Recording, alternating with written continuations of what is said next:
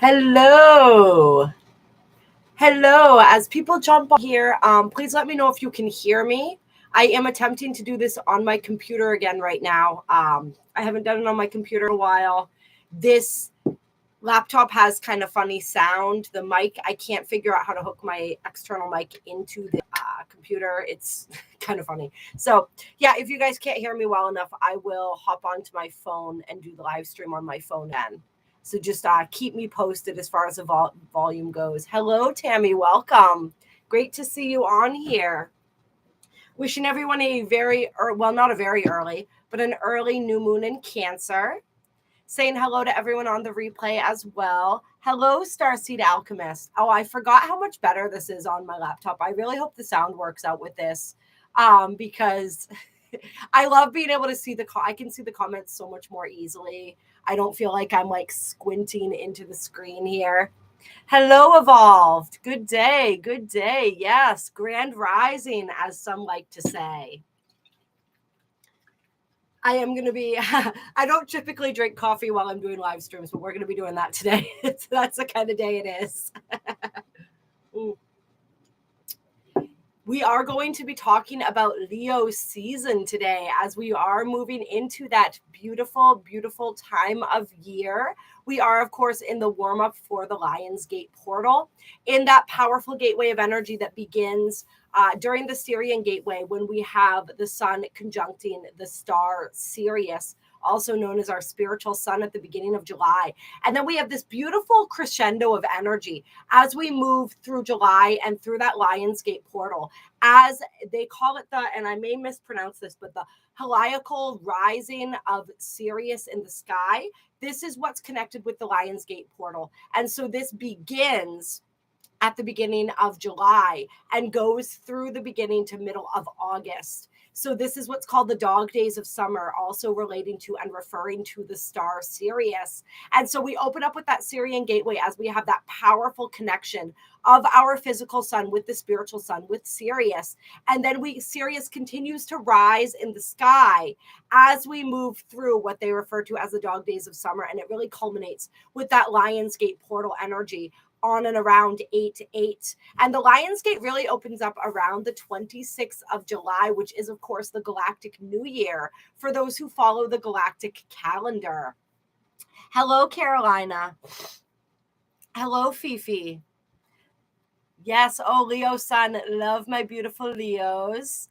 Oh, thank you. Thank you. I appreciate and love every single one of you and all of your beautiful energy. That's why I love these live streams too, because all of our energy kind of gets to come together and intermingle. And it's just a really beautiful vibe that we create when we all get together. Hello, Suzanne. Welcome, beautiful. And on that note, I do want to state as well that we are not consenting to any trolling. We are not consenting to any low vibrational or negative behavior, any distracting behavior. If anything does pop up to attempt to distract us, we simply report and move on. That's it. That's how we're doing this. We do not consent to any of that. We do not consent to people's entities. We do not consent to anything that detracts from the point and the purpose, which is all of us getting together to share our beautiful energy and to explore the energies that we have, this kind of roller coaster of energies. The Venus retrograde video is going to be coming out on Monday. I just did that. We have, of course, a Venus star point during the end of the Lionsgate portal there on August 13th as the sun and Venus are conjunct. That's what is known as a Venus star point, as Venus makes her beautiful sacred geometry in the sky, conjuncting with the sun at all these specific points that create a beautiful rose, a beautiful pentagram in the sky. Really, really beautiful energies with Venus there. And that retrograde, which begins on the day that Leo season begins, is going to be really intense, you guys. So that's definitely a video to look out for. That's going to be premiering Monday. I think around like 12 o'clock Eastern Standard Time is when I put that for. Sounds spicy. What was my poison last night if it was not the alcohol? Is that question for me? I'm a little bit confused by the question. Hello, Annika.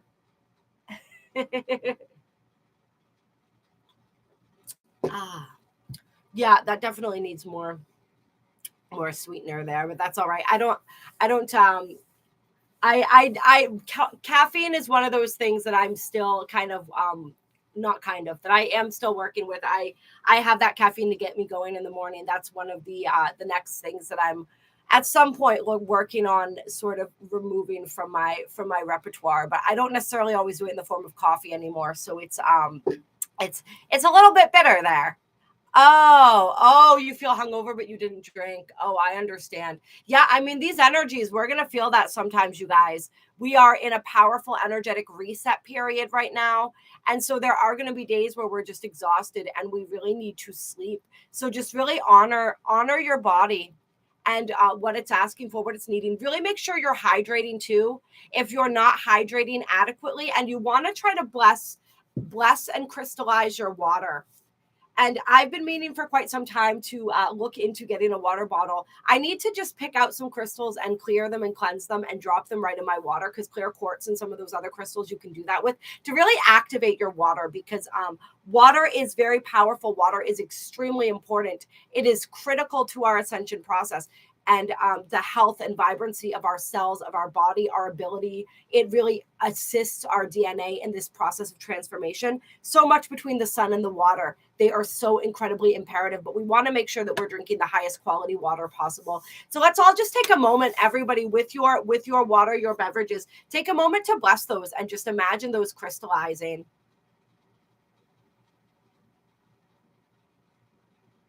Beautiful. Okay.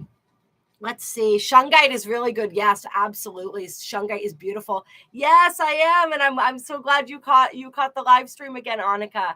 And hello, Lauren. Welcome, beautiful. Ooh, copper. Yeah, a copper triskelion. I'm not sure what a triskelion is. That sounds interesting, though. Copper is a beautiful, beautiful grounding tool, grounding energy there. Yes, absolutely. We should be blessing everything. Right? Blessing and clearing absolutely everything. Our clothes, our furniture, our space, our food, our water, especially anything that we are intaking, just constantly cleansing, clearing, blessing, crystallizing. Of course. Of course. Hello, Ty. Yes, we connected a little bit earlier. Yes. Oh, you put some edible flowers in your water yesterday. Oh, that's absolutely beautiful. I love that energy. That feels really powerful, the energy of the flower and the flowering. Yeah, so one thing that I wanted to talk about before we get into the live stream today about the Leo energies. Hold on, I want to see. I got a new chair for my office because I'm going to be in here a lot more as I'm doing the aura sessions and stuff like that. Those are very long sessions. So I got myself a nice comfy chair, but I'm trying to raise it up. Oh, that's a little bit too high there for this particular desk. Get it to the right height there. There we go. I wanted to talk about something that came through. It was something that came through when I was in a live stream that I was doing with Pete, actually, of the Chosen 144. It started coming through, but I wasn't fully able to articulate it at the time. And then I actually caught this video on TikTok, funnily enough, the other day. And this girl was talking about the energy of the turning of the keys. And it really caught my attention. So I was listening to it. And as I was listening to her discuss the channeling, the information that was sort of channeled to her, it really resonated with me. And I realized that was a big part of what was beginning to come through for me during that live stream. And I wanted to go over that because I think it's going to help a lot of us understand sort of like where we're at in our process right now. And it's this idea that obviously, as we know, at certain periods of time, so they call, like, when people are activated and sort of brought online to a sense, they call it like their key being turned. And so there are, as we know, different waves of people in this ascension process whose keys are being turned, who are being activated, right?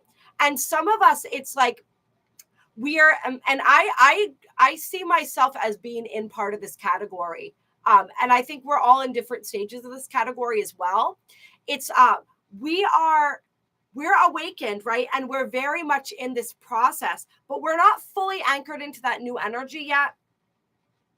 And we're obviously not fully anchored into the matrix anymore. We're very disconnected from that, but we still have some connection to that. And it's like we don't resonate with the people who are still fully entrenched in the matrix anymore, in the 3D. However, we're not fully resonating with, and we're not fully on the same page as, say, the people who are fully anchored and grounded 100% in that energy. And that would be like, for instance, I thought of my teacher Aurora, who is very much rising Phoenix Aurora. Absolutely check her out. If you haven't yet, how she is so anchored into that energy. It's almost like some of the things about the way that she lives her life and the way that she the way that she does things are like so inaccessible to me at this point, because I'm just not on that level of just daily practice, and I'm just not quite there yet. You know what I mean? But a lot of us are kind of in this middle ground area, right? And there's a reason and a purpose for that. It's like we're in that, if we look at it in terms of like Aurora actually likes to talk about like the bifurcation, right? And how we have sort of the third dimension, the fourth and the fifth. A lot of us are really fully, it's like we're in that fourth dimensional, we're in that middle space, and we're there for a reason, right? Because the people who are still over here can still relate to the people in the middle. They can't relate at all to the people on the other side, right? They're just too, they're not able to be the kind of bridge that those of us who are in this middle space are able to be. It's like we can relate to both, although we're not fully anchored into one or the other, right? It's kind of like we're hanging out in between. You know, we're still working through some stuff, like we're working through the caffeine, we're working through the this and the that. You know what I mean? Like I just recently came to a point where I was able to give up smoking and meat and different things like this. And I'm not saying everybody has to give up meat. I'm saying for the things that the level of energy work that I'm doing at this point, and the things that I'm doing in my life in order to do that, that giving up that level of density did seem to be appropriate at that time. And I've talked with you guys about some of the reasons for that, some of the energy around that. I'm vegetarian at this point, right? So I'm still consuming dairy, which is along the same lines in energy. So still removing all that black magic from my food, right? Removing all that negativity, sending that wave of love every time I eat. You know what I mean? But it's like, it's a progression. And there are some of us that need to be in that middle, like we said, so that people can relate to us, and we can assist them. We can help them to move forth into this new energy. So many of us agreed to come and be living in this in-between space for quite some time in order to be able to assist people in moving forward and moving into and anchoring into that 5D consciousness. You just got called to go vegetarian. Yeah, it's an adjustment. It wasn't as extreme as I felt like it was going to be. Now it's just more like when I go out to eat sometimes, I see the things on the menu and I'm like, oh, that sounds really yummy, but I can't do it. You know what I mean? Or like if somebody gives me free food, like I'm a sucker, I'm a Taurus. You know what I mean? I love all the creature comforts. I love all the luxuries. I love food, and I really love free food. Right? I think we all do, right? So when people give me like free pizza, which happens like fairly often, honestly. A lot of times it has meat in it, and I'm like, oh. So it's like I have those struggles in those moments, but in my day-to-day life, it really isn't that difficult. I do eat a lot of seafood, though. I probably eat more seafood at this point than perhaps is healthy when you talk about, mercury levels in the ocean and all of that. But I also, I live on the coast, and there's a plethora of that fresh seafood available here. So let's see. I'd want to definitely I want to take a look through here. Triskelion or Triskele is an ancient motif consisting of a triple spiral exhibiting rotational symmetry or other patterns in triplicate that emanate from a common center. Ooh, interesting. I like that. Oh, that's really cool. Water crystals. Anybody have any recommendations besides clear quartz for water crystals? I think any kind of quartz, right? Rose quartz. I feel like if you really wanted to transmute energies, I'm getting that smoky quartz would be good for your water. Smoky quartz is one of my power crystals. I have certain crystals that are more powerful for me, and I think that we all have certain crystals like that. So I think that's why that's coming through for me. Yeah, shungite. If shungite, I'm assuming because a few of you guys have mentioned it, that shungite is not water soluble, right? I know some crystals are, you like selenite and different things like that, and some can actually make you sick if you put them in water and they're not tumbled and polished. So you want to be like, you want to be really, really careful which crystals you're putting in your water. Triskelions are known to raise, am I saying that right? Triskelion or Triskelions? Triskelions. I like how it has lion in it, right? We're talking about the Lionsgate energies moving up towards those. Are known to raise the frequency of water, protect water from harmful electromagnetic fields, mental and spiritual growth, stuff like that. Yeah, that's very interesting.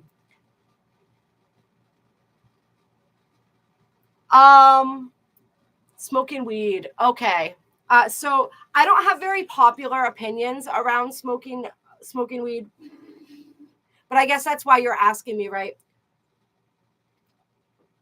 So I do know that many people find it beneficial at certain points, right?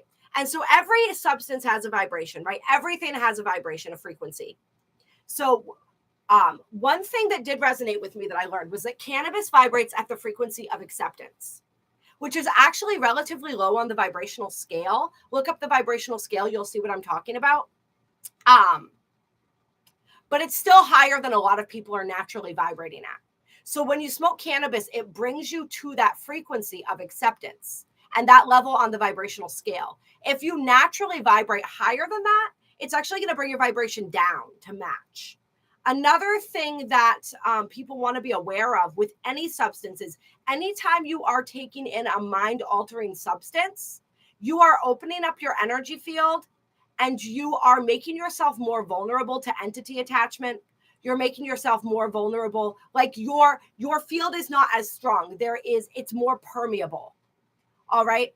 And so you want to be really, if you are using cannabis or anything mind altering, this includes psychedelics, very much includes psychedelics. You want to make sure that you are powerfully shielding yourself beforehand. That's going to be imperative. And I know Ty had said something about definitely can make me permeable. Having a different vibration and certain cannabis strains, especially if you grow them with intention. I think there definitely is validity to that because I do see cannabis as a beautiful medicine from nature. However, I don't know. It's just, it makes you, it opens up your aura in ways that especially, and its intent is so important, especially with the intent that a lot of people smoke cannabis with, which is just to get high, right? That's putting them into a very kind of a dangerous space. A space of way too much openness, people who smoke it with no intention. If you have really powerful intentions, and especially if you're growing your own cannabis with very powerful intentions, it feels like there's perhaps more, it could be more beneficial there. You could work with it like magically, I guess you could say. Like it feels like you could create some like a synergistic relationship with it if you were growing it yourself and really tapped into the energy of it and setting those intentions throughout that process of exactly what you are, how you want it to assist you and what you want it to do. However, just in general, like I said, any mind altering substance will open you up more it will make you more vulnerable. So you really want to make sure that you have bulletproof boundaries, shields.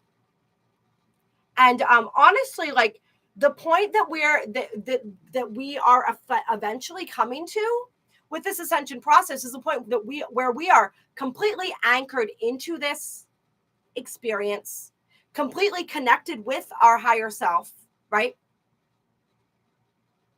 We are so comfortable in our own skin, so comfortable in this moment that we do not require any of these external things. All right. So that's the ultimate goal, is to not require a substance in order to get us to a certain state of being. It's knowing and understanding that we can achieve any state of being naturally and organically. And yes, like plants are organic. This is true. You know what I mean? And I believe that plants, that specific plants, were placed here in order to assist us. But we've needed different types of assistance at different points in time. At the point we're at now in our ascension process, we are all graduating eventually, I believe, to a level where we no longer need that type of assistance. Right?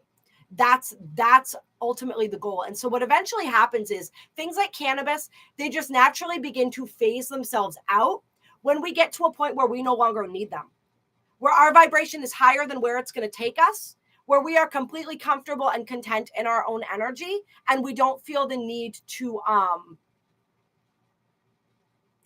boost that or supplement that with anything else, with anything outside of ourselves. So that would be sort of like where my sorry, my computer wants to restart right now. I'm not doing that. That would be sort of my take on that. High on life, exactly.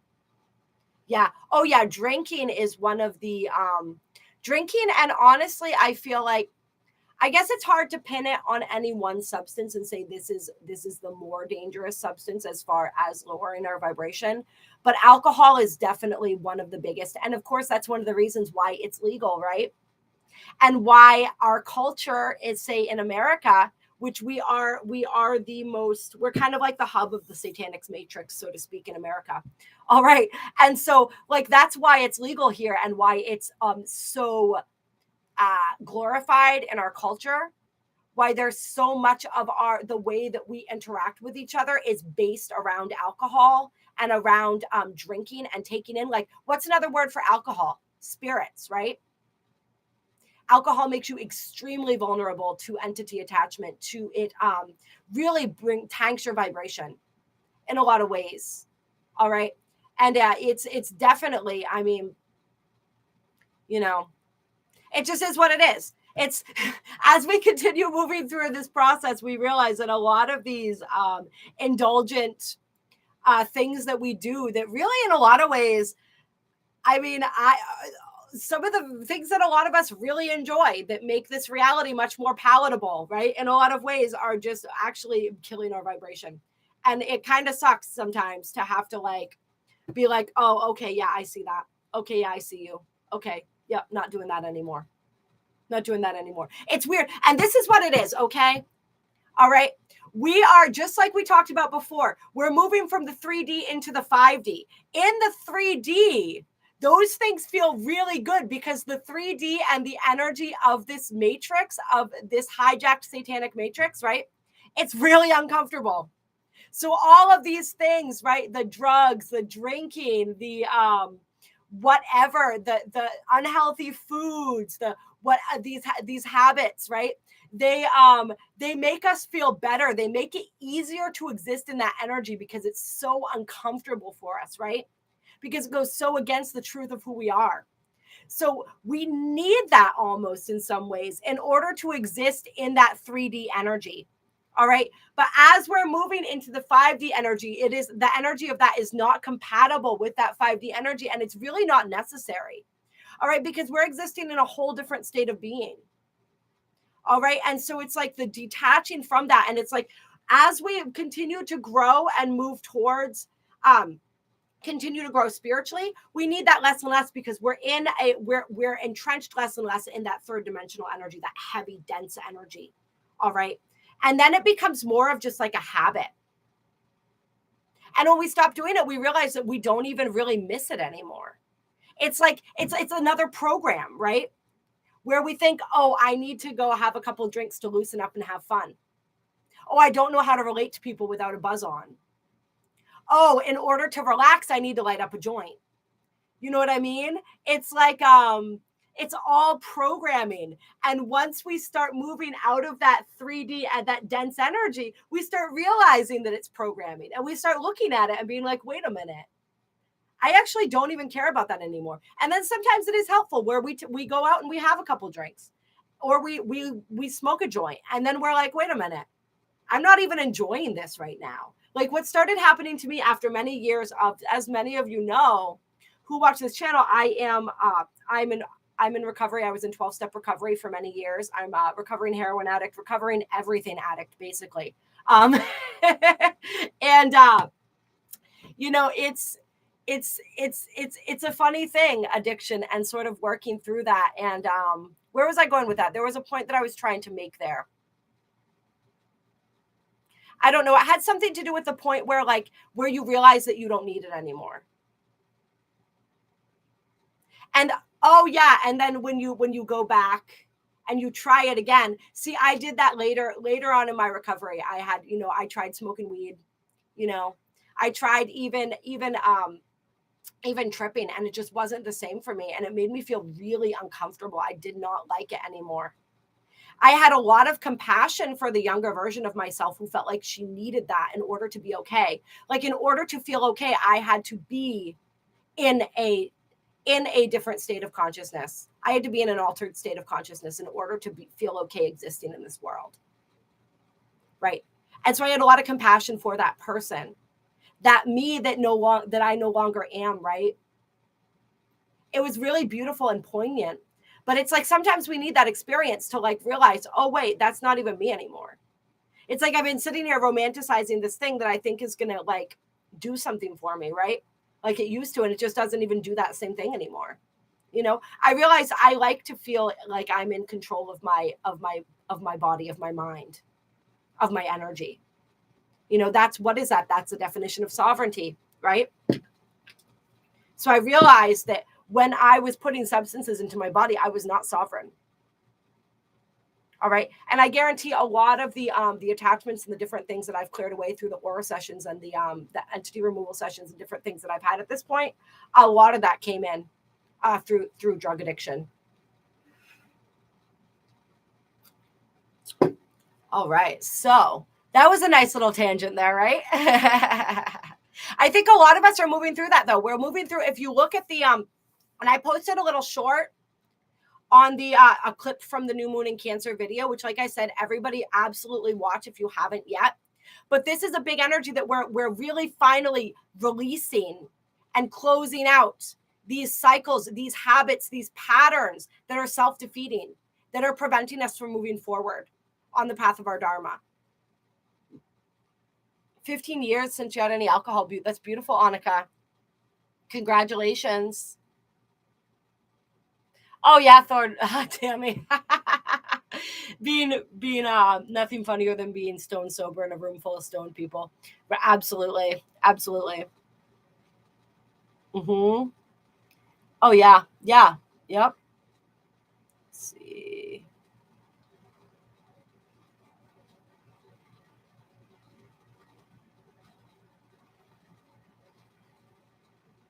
Absolutely. You guys know, right? You guys absolutely know. All right. Congratulations to everybody else who is clean and sober on here. That's beautiful. I absolutely love it. All right, you guys, let's get into this Leo season energies. So we talked a little bit. The new moon in Cancer is occurring a few days before Leo season begins, but it's kind of opening up this beautiful nexus of energy there. Check out the new moon in Cancer video for more information on that. And let's see. I was a little bit lazy this time, so I'm just reading the Cliff's notes of, like, the major astrological things that we have, and then we're going to talk about it, and we're going to pull some cards here. Yeah.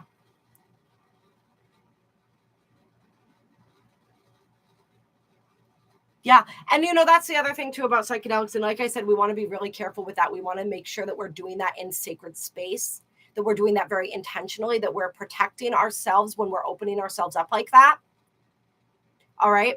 But there are some very powerful insights that people gain through psychedelics. I don't disagree. I had a very strong reverence, even in the depths of my addiction, when I had very little. Well, actually, I guess I had a lot of respect for all drugs, as far as I probably respected drugs more than most people and more than myself. But sadly, you know, but I had a special reverence for psychedelics, especially LSD. For me, LSD was the one that I connected with the most. which I'm so paranoid now. It's like I don't even like taking expired medicine. Like you would not even recognize me from the person that I was, like 10, what has it been now? Like 11, almost 11 years ago, 12 years ago, whatever, however long ago. Yes, you would not recognize me at all. It's so funny. I can't drink more than like this coffee. I've taken, like you guys have seen, like a few little sips off of it. If I even drink too much caffeine, I start freaking out. Like it's like night and day from how I used to be. So I went to Costa Rica. I went to an ayahuasca center in Costa Rica, and that was a powerful experience. I have experienced DMT since I've been clean. Couple different things that I've done,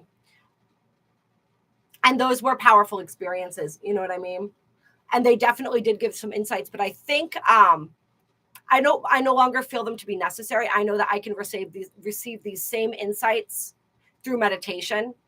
It requires discipline, right? Psychedelics are beautiful, but in some ways they are a little bit of like, they're like the quick fix. If we do the work, we can get there without them. You know what I mean? And that's not to shame anybody who does them. I think they are beautiful tools that served our ancestors very well. But I think that we're moving out of the energy of needing them, just like we're moving out of the energy and we're reclaiming our understanding of ourselves as self-healers, right? So we're moving away from the need for Western medicine, where, if that was ever a need, right? We're moving away from the need for anything external, knowing that we have the power within ourselves to do everything that we're looking outside of ourselves for. It all exists within. So we're going right back to that energy again. And I think the trap that a lot of people fall in with psychedelics is that they lean so heavily on the psychedelics that they don't know how to have a spiritual experience without them. And they don't understand the importance of integration and actually putting it into practice. And so it's kind of like, if you don't take that time to integrate and to really look at what you've learned and then turn that knowledge into wisdom through practical application and experience, then it's not really useful. And I see a lot of people fall into that trap. Yeah, exactly. They are very powerful. They can be, like we said, just like anything, they can be very dangerous as well, depending on how you're using them and depending on your own disposition and so many different things. So we want to be wary of all these things. And we want to know that, like, we are capable of connecting. We are our higher self, right? We are always connected with our higher selves. Okay. So we have the ability to do all these things that we're seeking outside of ourselves for. And I know I've said that a few times during this live stream, but it's like repetition. Repetition is key. There's a reason for it. Yeah. Yeah. And there is some validity to that as well. It's like changing the neuroplasticity, the pain receptors in the brain, all of that. I'm finding it very interesting as I begin practicing the aura, that when we tap and connect in with our higher selves can do all of that too in an instant. That's how easy it is when we're tapped in and connected to our higher self. The level of self-healing that's possible when people go into hypnosis, go into that state and connect with their higher selves, it's absolutely incredible.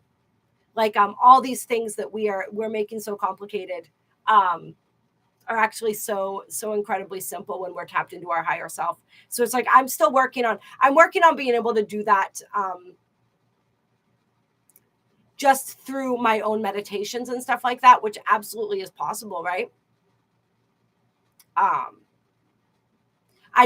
That's an area where I need to be more disciplined in is meditation. And I can absolutely freely admit that. Oh, that's cool. Yeah, those are a lot of people hear downloads. When you hear those frequencies in your ears, those are absolutely downloads. Yeah.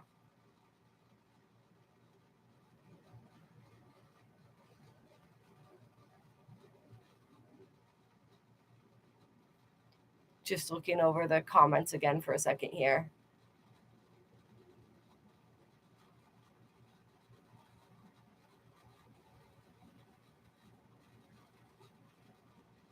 Yeah, chronic pain is extremely draining. And I will throw out that the aura hypnosis quantum healing sessions that I will be offering in this fall time. People have had powerful self-healing from all types of chronic pain. Some people have self-healed from cancer. They've self-healed from multiple sclerosis, Epstein-Barr, all kinds of things that are supposedly not curable, not healable. Typically speaking, right? There is no such thing, right? When we really tap into the power of our higher selves. And so just throwing that out there for people. All right, so getting back to Leo season on the 22nd. And check out, like I said, check out the new moon in Cancer video. Let me just check in the time here. Check out the new moon in Cancer video,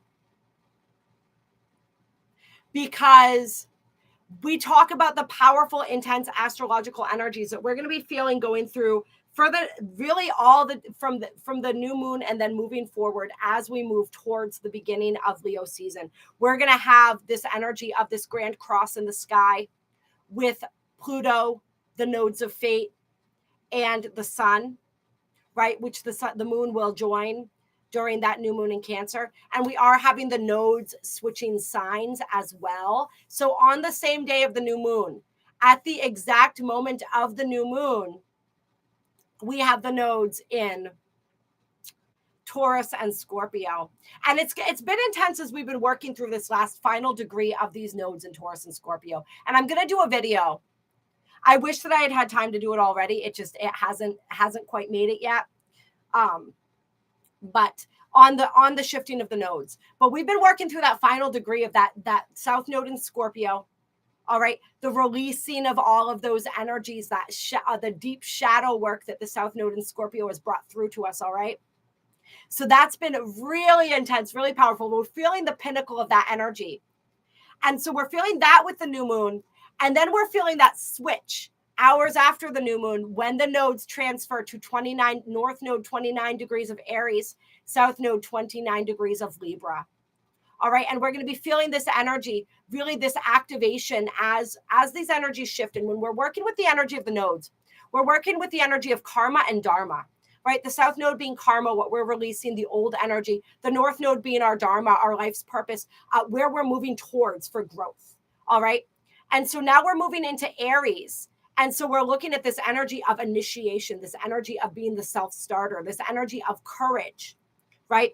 This energy of the self, and really understanding how it is that we go about fulfilling the needs for the self and the importance of doing that, the importance of being that trailblazer. And we're really balancing that with this energy of the needs for others. So we're really going to be working over the last 18 months. Hello, Pete. Welcome. We're going to be working with this energy here of understanding where it is that we need stronger boundaries. And we know this tribe where that's something as empaths, we're constantly working on this energy, fine-tuning this energy of boundaries, right? So we're going to be working on that very heavily. All right, this energy of like, do I compromise my needs too much for the needs of others? People pleasing, that's going to be a big theme coming up as well. Initiating, self-starting, of course, relationships. Big energies, especially with that Venus retrograde. And that brings us to the beginning day of Leo season as Venus hits that retrograde in Leo. And we move through that and check out, like I said, the Venus retrograde video is going to be out on Monday. So check that out. As far as like, I'm trying to remember when the Venus retrograde ends. I want to say September. And I want to say the shadow period ends in October. So check out that video for the exact dates when it comes out on Monday. But it's going to be an intense retrograde. We have Venus going retrograde as the sun enters Leo. And then the day after, on the 23rd, we have Chiron going retrograde in the sign of Aries as well. And Chiron, I did pull up the dates for that too, for the Chiron retrograde. Chiron retrograde, July 23rd, 19 degrees, back to 15 degrees. So from 19 to 15 degrees of Aries is going to be this retrograde. And you really want to look at where you have 19 to 15 degrees of Chiron in your chart to see where this energy is going to be tracing over. This is a really intense retrograde, this Chiron retrograde. It's very similar to like a Pluto retrograde in terms of like the intensity in your individual natal chart, because it's just tracing over a few degrees, right? And so that point, those few degrees in your chart are going to be powerfully impacted and really going through a process there. And I know that there's a lot of people on this channel who are getting ready to have their Chiron returns. I got a lot of Chiron and Aries people on here. And I know we had talked about, a lot of people had commented during the premiere for the, I think it was the Cancer New Moon video. 22 degrees came up, 22 degrees of Capricorn, 22 degrees of Aries. And so I know that we got a few people with that 22 degrees of Aries energy going on as well. So you're going to be feeling this because this is just a few degrees away from that, the 15 to 19 degree point. So find that in your natal chart, see what's going on there, see what that's aspecting. Chiron is known as the wounded healer. It is technically an asteroid, but we look at it as with the energy of a planet. And it represents our deepest wounds that we came here to heal so that we could step into our healing abilities and find the gift that we have to share with the world in terms of like how we can assist humanity in healing. So Chiron's a huge key, a huge energy in our charts that assists us in understanding ourselves and the way that the individual impact that we can have in the world. Once we heal our own wounds. And when Chiron transits, this is like a collective energy where we're all experiencing a healing of wounds relating to wherever Chiron is in the zodiac, which is currently right now in the sign of Aries. And Chiron's a slow mover, so Chiron's been here for quite some time. 1955 in Aries, 19 degrees, 55 minutes. So I like that 5-5 being the energy of change, right? What is this Chiron Leo? Is that your Chiron placement? Fifi? Oh, wow. Oh, yeah. I've done a few videos on Chiron. If you go through and check out and just browse through the playlists, I have past Chiron retrogrades. Chiron retrograde in Aries was really big. I want to say in 2020, we had a really powerful Chiron retrograde in Aries. It was either 2020 or 2021 when Mars was also retrograding in Aries. That was a big, big energy. And I don't know if I'm going to end up being able to do a Chiron return video or Chiron retrograde video or not. Just know that that's ongoing, and that's happening until December 6th, I want to say it is. Let me pull this up again here. Yeah. That Chiron's going to be in retrograde for quite some time. Oh, this says December 19th. So anyway, into December.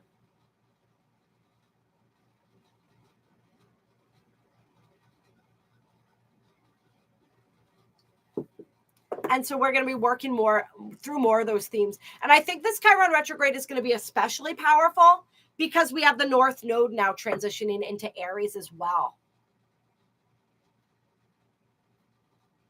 And it's pretty exciting for me. So 29 degrees of Aries is actually my North Node position. So during this new moon and throughout these energies, I'm having my nodal return, which is always a powerful time as far as you're expanding your life purpose, your life path, really being able to make headway and having like a huge surge of energy around that. So the nodal return is a very exciting time. Anybody else who's getting ready to have their nodal return as well, who has a North Node in Aries. Hi.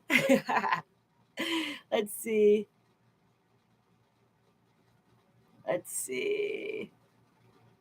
Anything else? I'm just going through. Oh, Jupiter returns are fun. My Jupiter return isn't so fun because I have my Jupiter at 18 degrees of Pisces, and 18 degrees is actually they call it the killing degree. And so it's generally considered like a degree of misfortune and stuff like that. And I had to really think about that when because I was thinking back at my Jupiter returns, and they happened during some of the hardest and most challenging times of my life. And I was like, why is this happening? This is not in line with what they talk about for Jupiter at all. and Jupiter returns. And then I looked at my degree of Jupiter and I realized the most challenging times that I'm experiencing during and around my Jupiter returns end up providing the most beautiful circumstances once I move through that. So it's really like an initiation. But yeah, I always find it so funny. I'm like, oh fuck, here we go again. Getting ready for that Jupiter return. Yeah. Trying to check this out here. Degrees are very important, you guys. I'm pretty excited. I'm going to be teaching a class on critical degrees for Synchronicity University, Nadia Shaw's astrology school that she started. I still have some people on here who found me through Nadia Shaw when I took her class, YouTube for Astrologers, and she featured a video on her channel. And I got a lot of people that found this channel through that. So grateful to her for that. She is so incredible. She is such a beautiful, beautiful soul. So incredibly invested in helping other people succeed as well. And really like lifting people up. Like she has such beautiful energy. And she is so knowledgeable about astrology. So if anybody is interested in astrology and you've never heard of Nadia Shaw, she is definitely somebody to check out. Let's see. Your Venus. Ooh, Jamie, yes. Yours are reversed. That's right. I know. I love how, so that's one of the reasons too, like I like to talk about the placements that I have in my astrology chart, because a lot of us on here, like we're all so connected. A lot of us have similar energies or like different points of activation in our charts. So I love seeing like the synergy of some of us as far as like our astrology charts go. Your Jupiter's in Pisces as well. Nice. Yes, yes. So you just had a Jupiter return recently as well. All right, so powerful stuff there, you guys. Let me get back to my list here so we can keep moving through these transits. Chiron going retrograde on the 23rd. So really, from that new moon right through the 23rd is going to be a lot of really powerful energy that we're going to be feeling and experiencing there as far as the astrological transits going on. Hello, Joni. Welcome, beautiful. Welcome, welcome, welcome. And welcome to anyone else that I missed. Steph, hello. Welcome to you. Reflection, welcome, Reflection. I know we've got Pete on here now too, and Pete's really great at welcoming everyone as well. So thank you for that, Pete. You are so appreciated always. Yeah, Pete and I did a great live stream. What was that? A couple weeks ago on his channel. If you guys haven't checked that out, that was really fun. That's where I did a little clip on the you probably might have noticed if you saw the clip I did for the preview for Lionsgate Energies. That was something that came through on Pete's channel, and you saw it. Hopefully saw that in there. Yeah, just great energy whenever he hops on here. Great energy when we get together. We got a lot of action going on with Mercury as we're moving through too. So you're going to see in the Venus retrograde, Venus star point video, all of the interesting aspects that Venus is making between the pre-shadow, the retrograde, and the post-shadow period with Uranus and Jupiter. But Mercury is making a lot of these same aspects, kind of like before Venus gets there. Kind of like a preview. It's really interesting. So right now, Mercury in the sign of Leo is going to be squaring Uranus and Taurus on the 23rd of July. And then it's going to be conjunct Venus on the 27th before entering Virgo on the 28th. And there was some more action with Mercury earlier in the month, squaring Jupiter and Taurus on the 17th. During that new moon in Cancer. All right.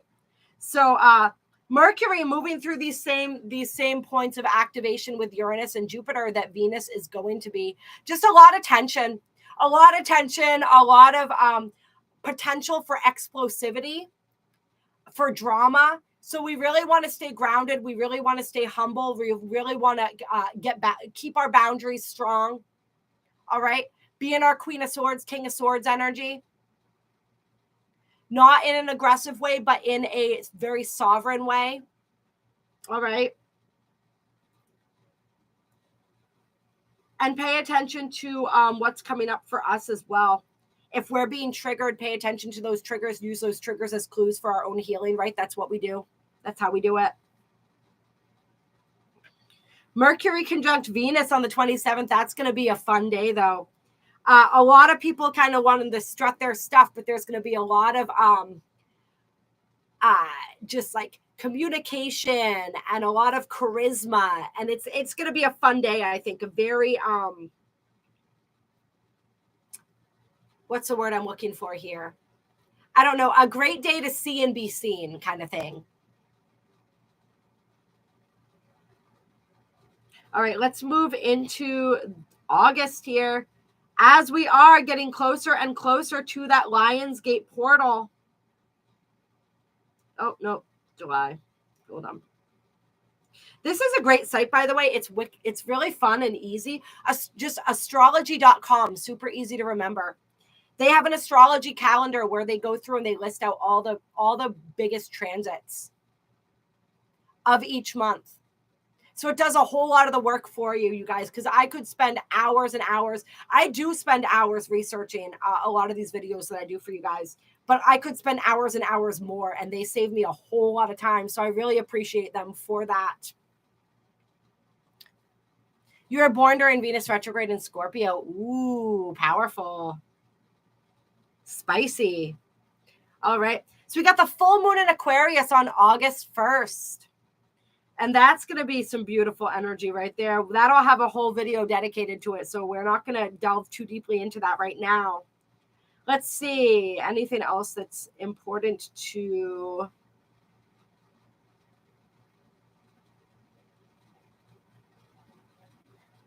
During that full moon, Mars is going to be trine Jupiter. Mars, remember, now in the sign of Virgo, trining Jupiter in Taurus, which is going to be that's going to be a really beautiful energy as far as like getting stuff done, getting things accomplished. I'm feeling empowered, making progress with things. But we also have Mercury at the same time opposing Saturn in Pisces. So there's a little bit of tension there. Once again, Saturn, though, just kind of like trying to make sure that we're getting all our ducks in order, right?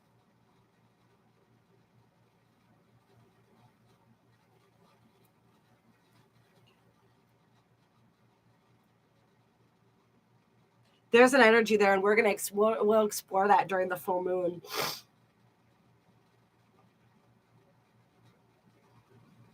I feel like there's like, if we can, our words are going to be very powerful and impactful, and we want to use them very deliberately during that full moon in Aquarius with this opposition to Saturn and Pisces here. But there's like, if we are able to really channel our mental energy productively and tap into that that spiritual flow of energy there, it's like, I feel like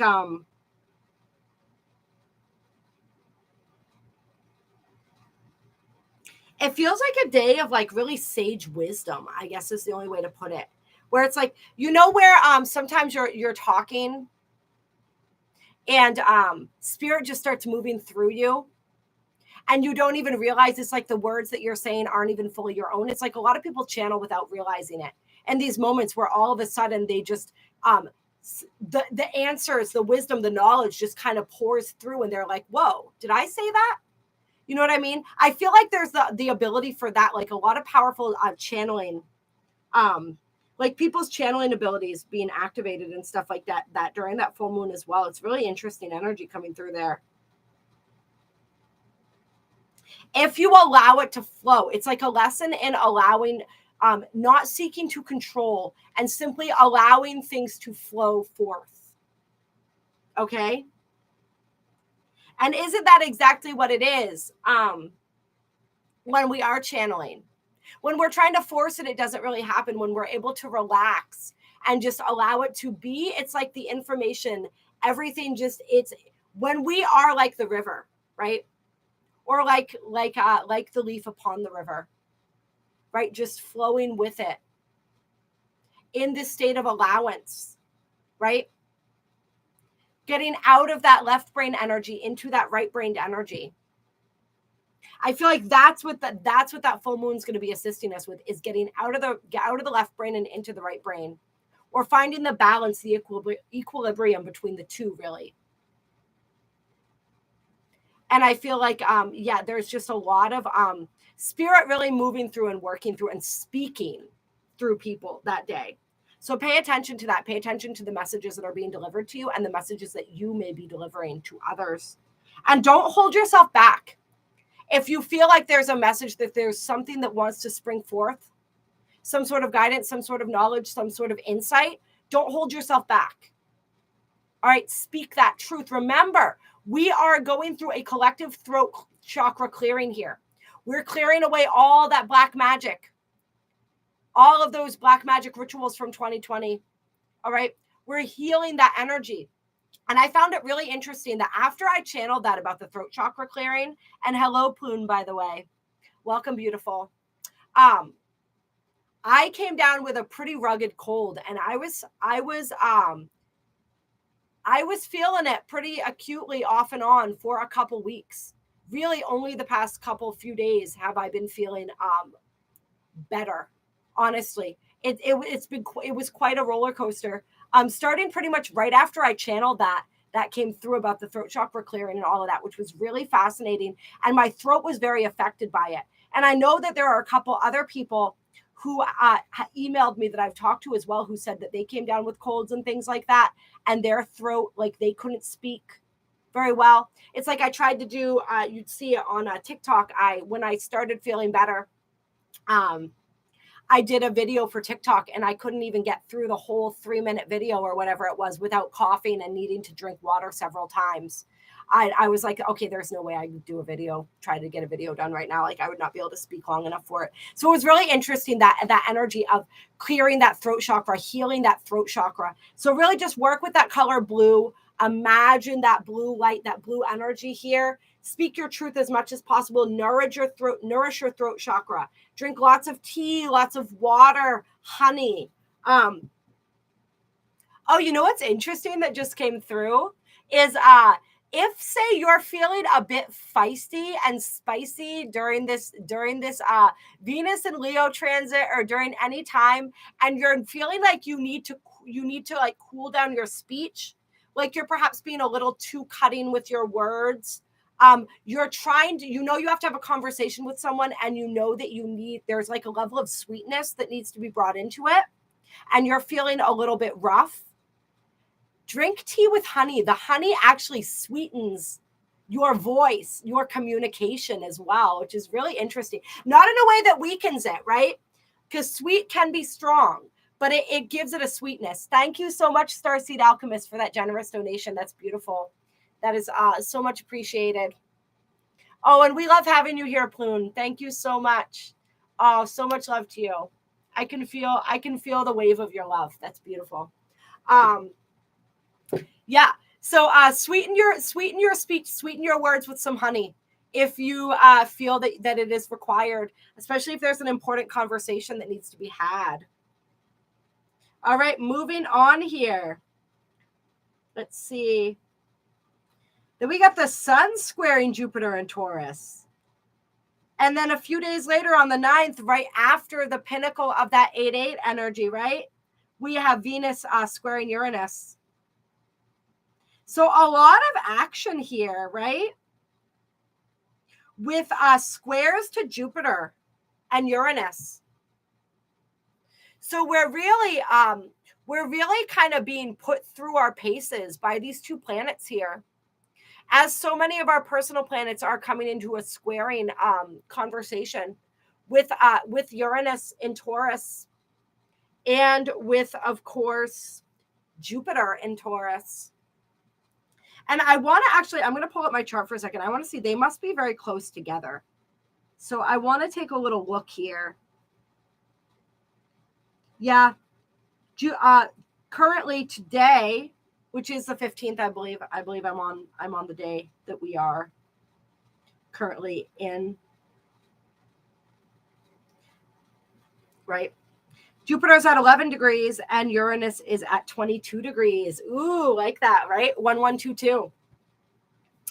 So yeah. They are kind of working together, their energies, right?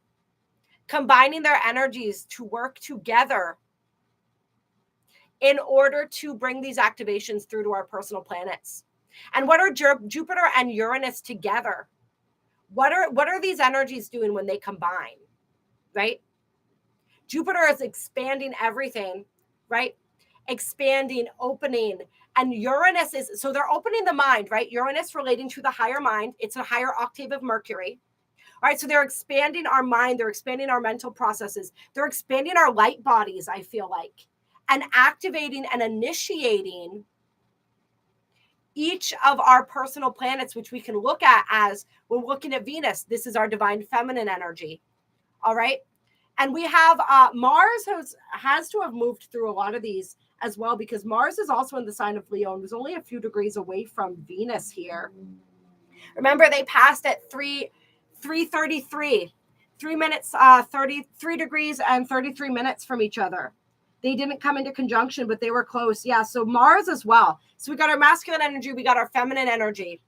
We've got our mind, right? Our lower mind with Mercury. All of these being activated, these aspects of ourselves being activated as they pass through at these squares, these points of tension with Venus and Uranus. Really asking us to expand into more of ourselves. All right? To become more free. Remember, Uranus, also the planet that represents rebellion, that represents our uniqueness, that represents that which makes us stand out. All right, that represents our true authentic selves and nature. So really expanding us into more of ourselves through perhaps some conflict, some tension. All right, especially if there's aspects of we're not wanting to let go. And really also in the sign of Taurus, Jupiter here and Uranus together, really transforming what it is that we value, what it has meaning to us. Isn't that interesting when we were talking at the beginning of this live stream too about some of the old habits and some of the more lower vibrational things that we indulge in, that we're just kind of in this process of releasing and transforming, right? This is a perfect example of those energies at play when we're looking at Uranus and Jupiter meeting in the sign of Taurus, which does represent our earthly pleasures, as well as our values, what it is that's important to us, what it is that holds value, what it is that makes this human experience valuable. And really, Taurus are representing the human experience in a lot of ways, being the most grounded and earthy of all the signs, being in the way that I view astrology, ruled by the earth herself, by Gaia. Let's see. I am a Taurus sun, Virgo moon, Cancer rising, 26-degree Taurus. I believe my moon's like 2 degrees of Virgo.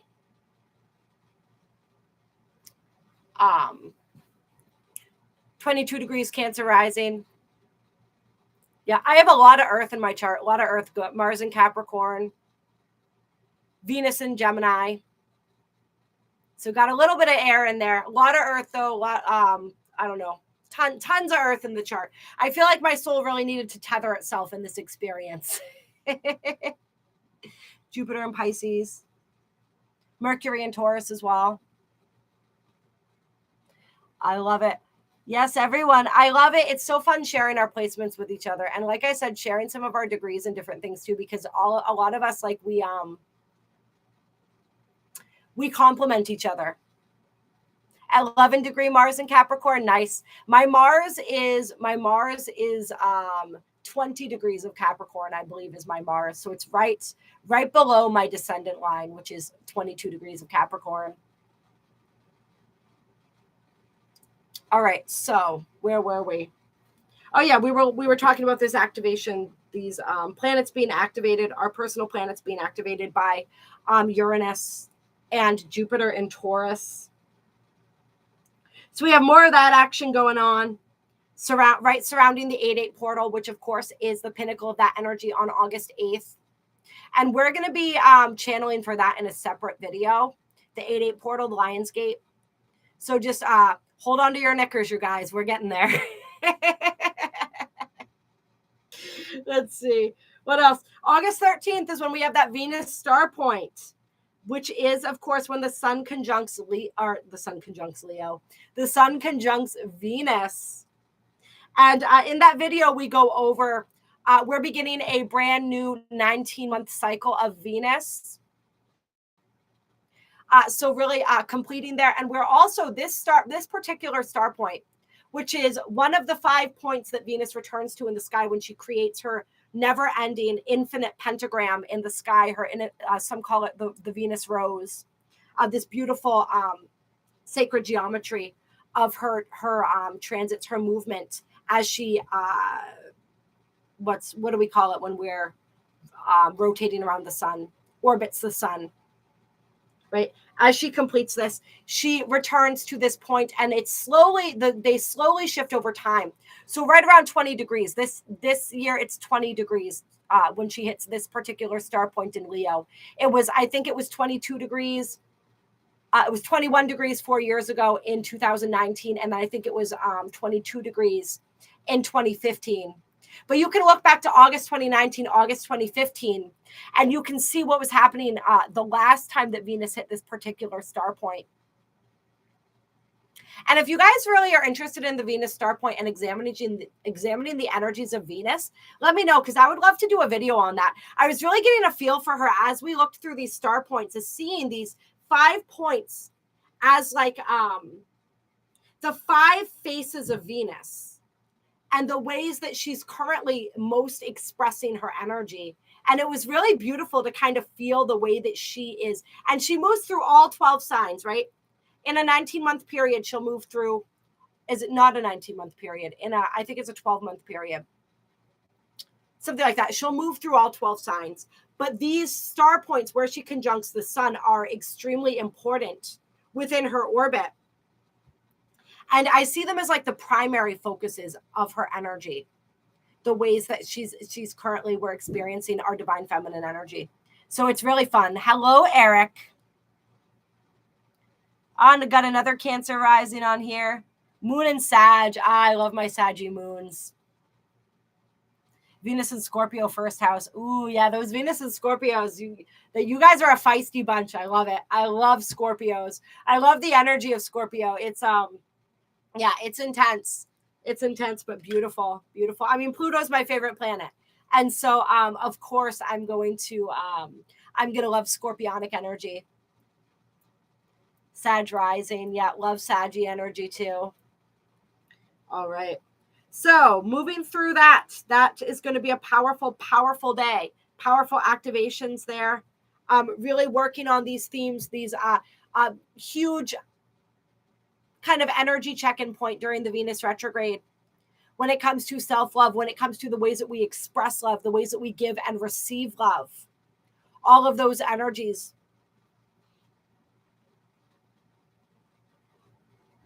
Big day for putting ourselves out there, having the courage to be vulnerable, to connect with each other. Then we have the sun on the 15th, squaring Uranus and Taurus, going through another one of these activations. So not too far outside of a square with Jupiter as well, right? Then we have Juno, the planet of partnership, or the asteroid that represents partnership, right? Entering the sign of Leo. And the new moon in Leo on August 16th.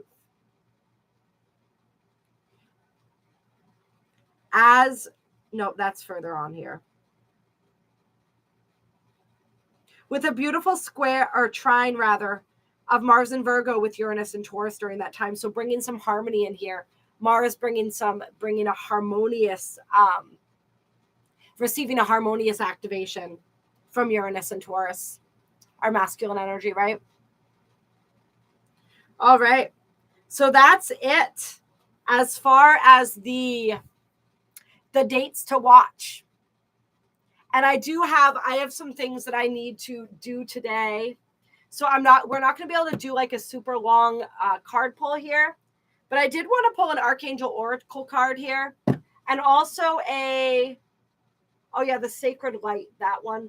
Oh, there's so many decks jumping out to me right now, but we don't really have the time.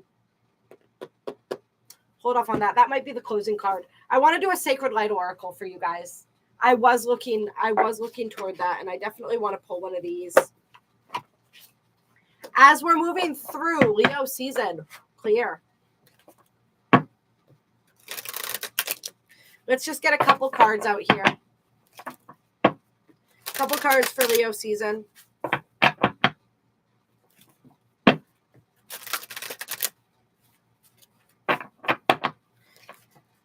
From the Sacred Light Oracle. Right. Soul family, happy reunions, support, and order from chaos. So I love that energy. And of course, Leo is a very social sign. So even though we have the Venus retrograde going on, and I feel like this is, like we said, this is going to be an action-packed Venus retrograde. All right. And so we are going to have a lot of interaction. It's like through, and remember, we have that South Node as well transitioning into Libra. So it's like Libra learns about the self through relationships, through the other, through the reflection of the self seen through others. All right. So there's a lot of relationship energy, a big focus on that energy as we move through Leo season. But it's all types of relationships, all types of connections. So really getting out there, being social, being reunited. I feel like this for some people is like reuniting with people from past lives, past life soulmates coming back into your reality. Soul tribe connecting, coming together. Receiving the support that you need. But remember, one of Leo's downfalls is pride. Don't be too proud to ask for the support that you need. That's your role in the process. It's just like when we're talking about support from our spiritual team. Benevolent beings require consent. Okay? They can't just blaze in. They have to respect your free will. All right? Because they respect the laws of the universe. They respect the fact that this is a free will planet. All right? That's one of the things that makes it so beautiful, and also one of the things that has made it so complicated. All right? So, like, you got to ask for help, and that's true of your friends, too, and the people in your physical reality. Sometimes they don't know that you're drowning unless you let them know. All right? Then we've got the Temple Secrets coming out. Card number 32. And Soul Family was 28, by the way, which breaks down to a 10, which breaks down to a 1. This breaks down to a 5, 32. Secrecy, isolation, observation, ritual magic. Interesting. It's a very scorpionic card here, right?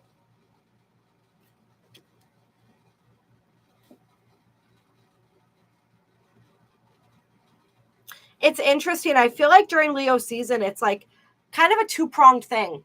Some people are going to become much more social and really begin reconnecting with their soul tribe, with their soul family. Other people are really going to feel like pulling their energy back. And it could be because there's so much intense energy in the collective that they're just not wanting to. It might be too much for some people. So some people are going to be pulling their energy back. And really working, I'm feeling a lot of like ancestral work going on, ancestral magic.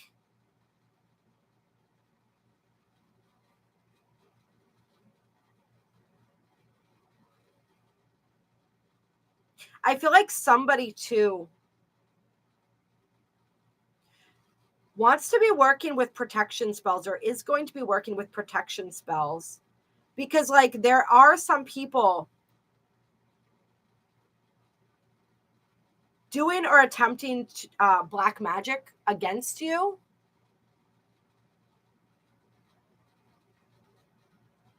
So doing a spirit saying do some protective counter energy, as far as make sure that you're shielding yourself, and make sure that you're working. Like when I do these live streams, and I never really knew why I was doing it, but whenever I do a video, I always like to light a white candle. And then when I started working with Aurora, she taught us to use a candle. It's protection. It's for protection. I light it for its protection and its connection to source, right? Connection to my higher self, connection to my benevolent guides and team. So work with that. Work with the energy of protection. If you're doing ritual magic, make sure that you're protected too. That is something that Spirit really wants to put forth here. Some people, it's like connecting to your ancestors, connecting to your other fractals of you, connecting to like your past lives, so to speak. Like doing ritual magic is a powerful thing, but like make sure you're not biting off more than you can chew. You understand what you're doing. You understand the repercussions of it. You understand how to do it safely. And make sure that you are protecting yourself. That's part of doing it safely. Make sure you're setting up that sacred space. Make sure that you are shielding. I think somebody mentioned at one point here, they had a question, and it was something about how do I shield myself? I think we were talking about when I was saying if you're going to smoke cannabis or do something like that, you want to make sure you are shielded up like a motherfucker. And so just expand your own love light out from your heart center.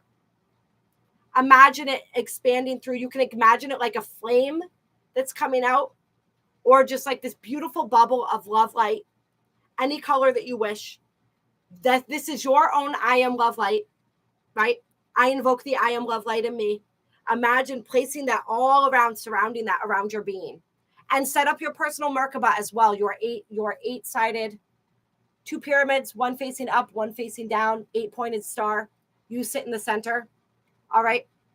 One rotating, bringing in energy, one releasing energy, right? One clockwise, bringing in energy, one counterclockwise, releasing energy. All right. Mirrored. The mirrors reflect back ill intent. Make sure you're using those spiritual protections.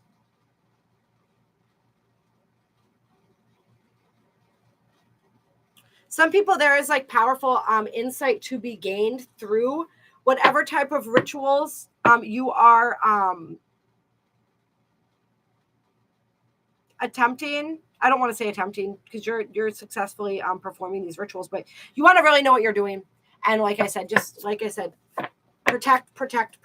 Anything else here? But some people, it's like just this energy. It's like the Hermit card here. Just this energy of isolating, of going into your own energy, disconnecting from the collective energy. There's some powerful insights that you're going to receive. And I feel like for some people, it's the energy of disconnecting from the collective and going into isolation that actually draws in your true soul tribe. Because when you are so immersed in the collective and there's all these energies flying around, your own personal soul signature is kind of like, it's muffled by all of that energy.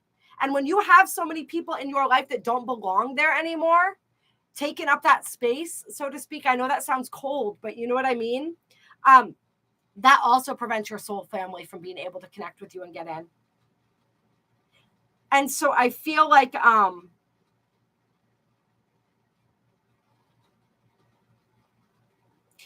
too, somebody, so taking that to finish that thought before I hop into this, somebody taking that time alone, taking that space is actually going to clear your energy so that you can attract your soul family, your soul tribe. So it's like a paradox, right? By being alone, you actually then attract the people that are meant to be in your reality. Really, like we said, a make it or break it time for relationships. Those that have reached their expiration date. It's like that milk that sits in the fridge. And we know it's not good anymore. But we keep thinking, but maybe if I really need it, it'll still be safe to drink. So we don't throw it away. But we know in the back of our minds, we're never going to drink it. And it sits there until it starts to curdle, right? It's like some of our relationships have reached that point of curdling. And it's time to throw out the milk, you guys. All right.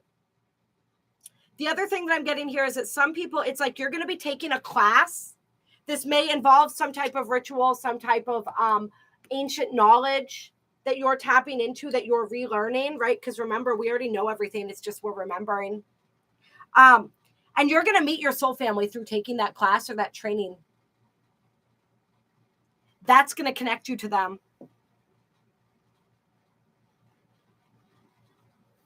Then we have light activation, number 19, which breaks down to a 20, which is a 2, right?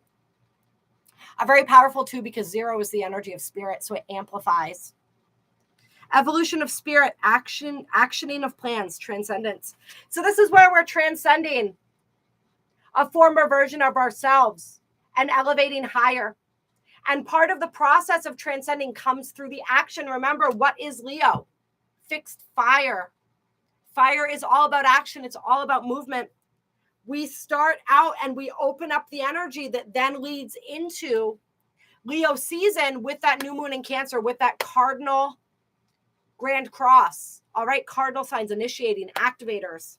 So a lot of this energy, it's like the transcendence doesn't come through just sitting in meditation. It comes from getting up after the meditation and taking the physical actions that the meditation told us to take. All right. And just beautiful, powerful activations here. I'm seeing the cows in the background. They could be bulls, right? We got a lot of that Taurian energy coming through. But I think they're cows. And we know the cow is a sacred symbol to many. We also know Hathor, the Egyptian goddess star mother, was depicted as a cow. Right? So that's another form of the divine feminine. Some significance with the cow or the bull there.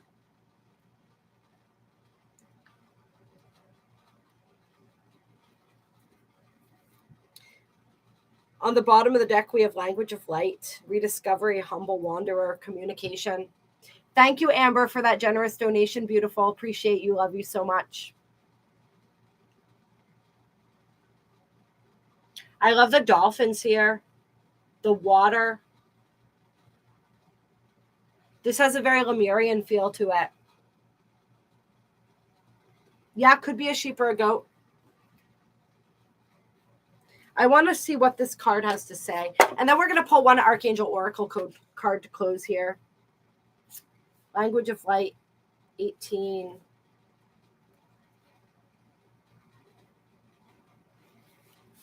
The language of light is written among sound waves and frequencies. Any object that has a high resonance falls within the light language and is multidimensional. Often when viewing the language of light, symbols, numbers, and geometry take center stage.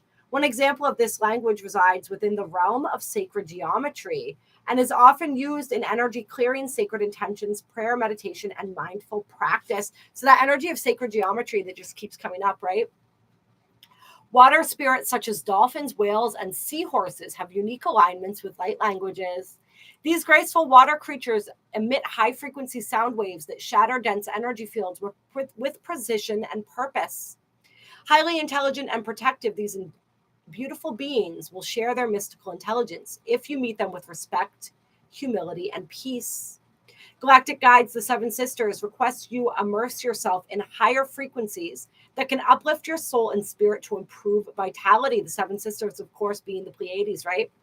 Rediscover the old and ancient and the seven goddesses, which if you're curious about the seven goddesses, look that up on Rising Phoenix Aurora's channel. Rediscover the old and ancient, reduce waste, and upcycle to help the environment. This simplicity will make room for new energy, bringing more joy to your life. The communication of light language through your celestial channel will encourage you to try new things, including interest in traveling to foreign lands and learning new languages that support your personal and spiritual growth. Just as with learning a new language, try not to get lost in spirit translation. The affirmation is, I hear the language of light clearly. I speak with renewed spirit. And you want to be careful. There's a lot of people that channel light language on YouTube and stuff like that. Remember, there's a lot of people who have inversions within them, who have entity attachments, negative technologies. And so a lot of those transmissions are being interfered with.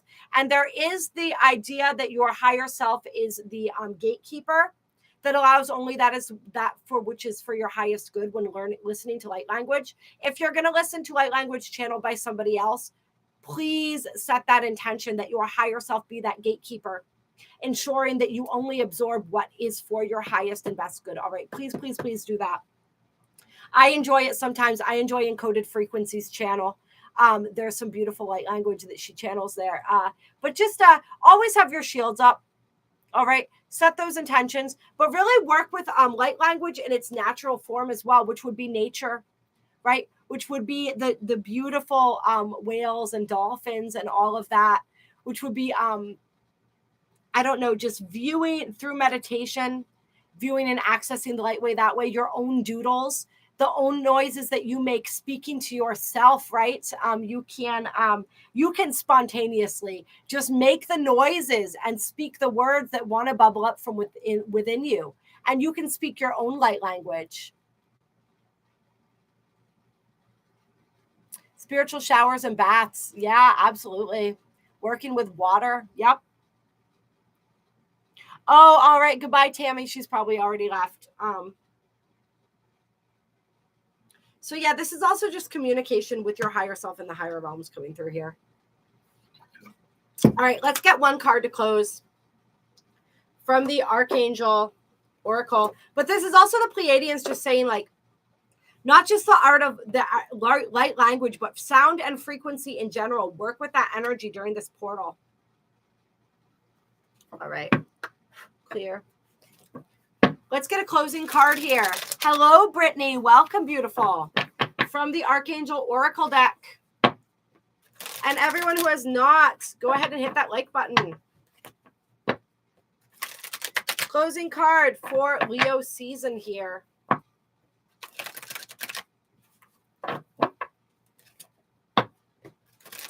Leo season. Yes, someone had mentioned Egypt as well. Egypt, highly activated during this time. All right. The Great Pyramid was built to align with the rising of the star Sirius and this time of year, as well as Orion's belt comes into alignment here with Sirius, with the Great Pyramid. All right, this is a very magical and mystical time, and the energy in Egypt is highly activated right now. So this is a great time. It's a hot time, right? But a great time to visit Egypt as far as the energies go. Just know when you're visiting any of these sacred locations, and this is something I wish I had known when I went to Egypt. They have been heavily infringed upon. These are sacred keys, a lot of these places. They are powerful, powerful energetic points and locations. This is why these temples and these pyramids are built in these spots. All right. They correspond to natural universal laws, the major keys or points. And look up the 12 keys, the Archangel keys, 12 keys on Rising Phoenix Aurora's channel if you want to learn more about them. But these, Egypt being one of them, these are, and the Great Pyramid, these are powerful locations. And they have been, because they are so powerful, the earth chakras, some of these major ones are also located on the earth chakras, these keys. They've been heavily infringed upon because of the powerful energy that they contain. And so if you visit these places, whether astrally or physically, you want to make sure that you are setting the intention to heal them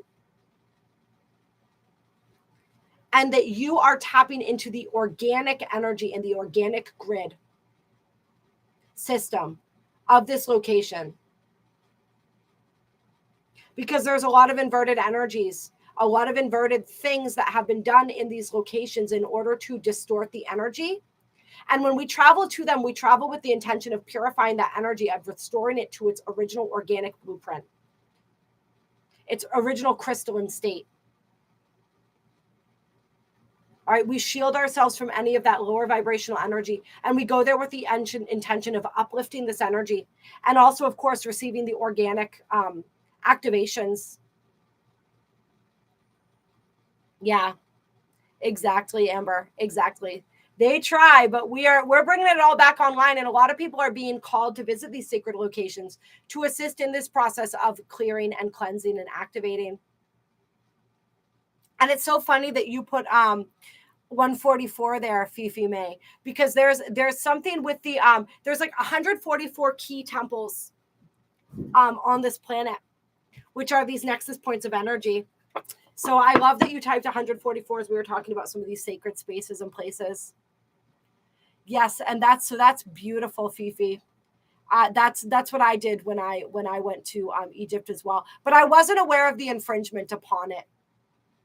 I wasn't aware of all that, of all of that energy. I could feel it though. I could sense it. It was like this beautiful, powerful, ancient, primordial energy that was just cloaked and covered in so much density. You know, so it's like going with the intention to liberate and reactivate, bring those energies back online, as we said. All right. So Archangel Jophiel coming out for us. Beautiful, beautiful energy here. All right, one of the original archangels to be birthed from Source, Divine Mother, Divine Father. And Archangel Jophiel says, act with wisdom, use information for the highest good. And I'm going to read this. Ooh, and then we have Archangel Aurora on the bottom of the deck. Welcome new beginnings and let the sun shine in your life. With Archangel Michael underneath her, all right? And Azrael under that. So we got some really powerful, powerful energies here, all right? Coming through, coming out. Archangel Michael, beautiful representation of Divine Father energy here.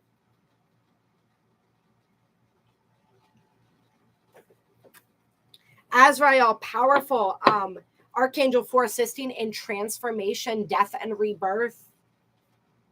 All right, so let's read what Jophiel has to say.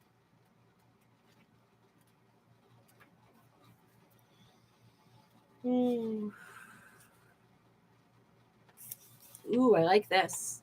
It says, Archangel Jophiel is responsible for the development of the crown chakra and is currently helping us awaken the 1,000 crystal facets of our crowns. Each facet of your crown chakra contains a light code for your ascension. In addition, a thread from each facet connects directly to the great energies in the cosmos, such as a star or ascension flame. Archangel Jophiel triggers these links when you are ready and helps you to understand and integrate the knowledge and wisdom you receive. He also holds the educational blueprint for the children of the future and is bringing about the new paradigm for schooling as we move toward the new golden age. He positions his angels in places where people need to act with more wisdom. Jophiel also sometimes understood, remember, all archangels are androgynous, right there, or I guess a better way to say it is they are both masculine and feminine. But many have a preferred sort of energy that they embody. Many people consider Jophiel to actually embody the divine feminine more, but in this reading, Jophiel embodies the divine masculine. The guidance is that this is a card of wisdom. Wisdom means gathering available information and applying it for the highest good. And applying it being the key here, right? You're being guided to use your wisdom today carefully in a situation or a relationship or to help others. Call on Archangel Jophiel and he will help you raise your frequency so you can act or advise from a wise perspective. Choosing this card also suggests that you are in a position to impart helpful or sacred knowledge. You are also being guided to send Archangel Jophiel's angels to situations where they are needed and to receive light codes to accelerate your own ascension. I love that. So really working with calling on Archangel Jophiel. If you need assistance in a situation or a relationship, in order to assist in your receiving the light codes for your ascension that are available during and as we move through this 8-8, this Lion's Gate gateway, and to help you to apply any information and wisdom coming through. Archangel Jophiel wanting to be called upon. Archangel Azrael wanting to be called upon, offering assistance for those who are going through a powerful death and rebirth process, who are going through powerful change, who are letting go some aspect of you or your life where something around you is dying. Archangel Azrael wants to help to shepherd you from one version of your life, of your reality, of yourself to the next. There's a powerful new beginning coming in. So allow that transition to happen and call on Archangel Azrael to allow that to happen more smoothly. Archangel Michael coming always with that sword saying, are there people in your life? We talked about the curdled milk, right? Let me cut away those cords. Let me cut away the distractions. Let me Let me assist you in purifying your energy and standing in your sovereignty and speaking your truth, standing in your power. All right.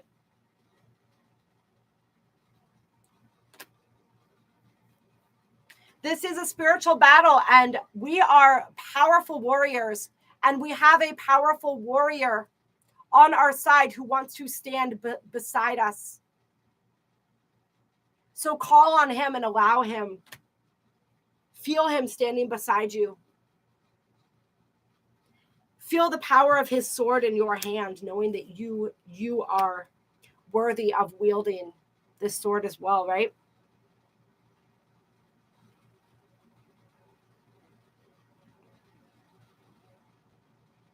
The power of the sword and the staff, right? The sword to me in this instance feels very much like a staff or a trident.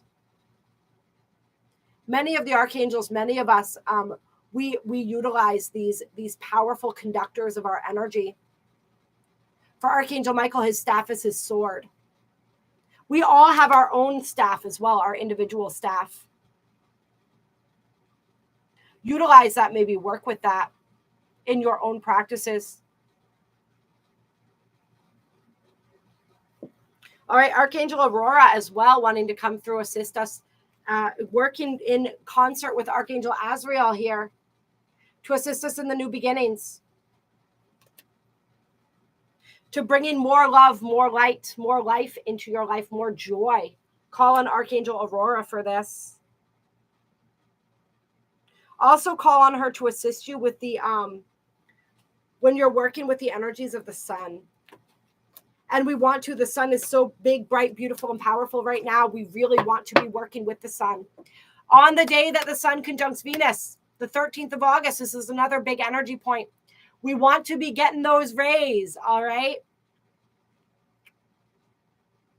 Okay, you guys. I love you. I honor you. I respect you. This has been a beautiful live stream. I'm so glad we all had this chance to get together today. I do have to get going here, but I hope you all have a wonderful evening. This isn't the last time we're going to be talking about these energies. As I said the other day, right, when we're doing a reading for any of the energies going on right now, we're tapping into all of the energies because it's all interconnected. All right, so we're never just reading for one thing. We're reading for everything. So we're going to continue to touch base as we move through these energies, as we always do. Thank you. I love you all so much. You are so beautiful. You are so powerful. All right. Maybe I'll see some of you Monday. Monday, we're going to be premiering the Venus Star Point, Venus retrograde video. And we're just going to keep moving through it. We're going to then move into these Lionsgate energies, channeling more for that. Just knowing right now, it's a powerful energetic reset. It's a powerful reset for the planet as well. Really resetting, clearing out a lot of that black magic, clearing out a lot of those lower timelines, like really resetting us in our crystalline blueprint. Big energy, big energy. And we're already well into this transformation, you guys. It doesn't just happen on one day. We're in it right now. We're feeling it. All right. And we'll keep talking about it. All right. Until we meet again. Let's see. Bye.